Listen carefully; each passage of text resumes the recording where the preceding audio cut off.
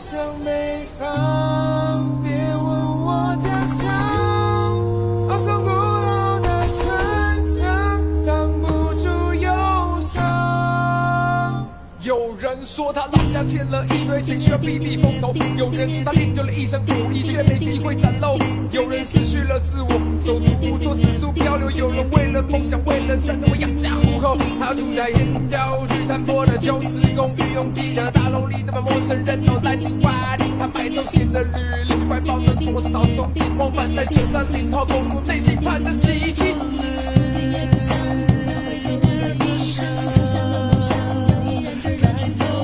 接下来自走的狂，去的时光，就算再不坦白，这份心难相隔。在天的方，遥望着美在远方，彼此需要望梦境好远的城市，我们太想放不散，太迷惘。我飘向北方，别问我家乡，高耸古老的城墙，挡不住忧伤。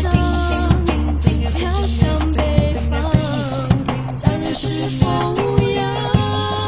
肩上沉重的行囊，盛满了惆怅。不是最后寄望，不是最后寄望。点点滴滴。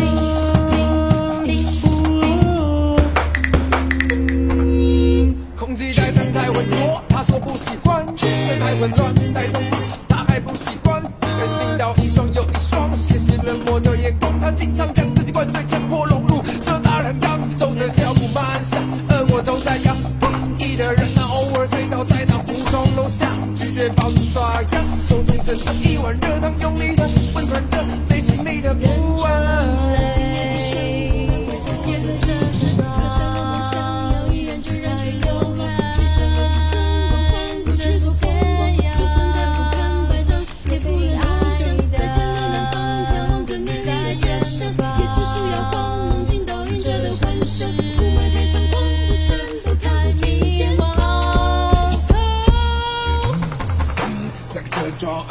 慢慢被strong，踩出轮廓，不让别人既定印象。Turn on my beast mode， 这是个 in my studio 的 dress code， follow 流行觉得 low， 现在的听我留一波带走。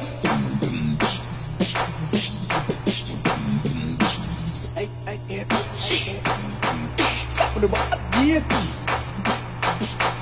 飘向北方，别问我。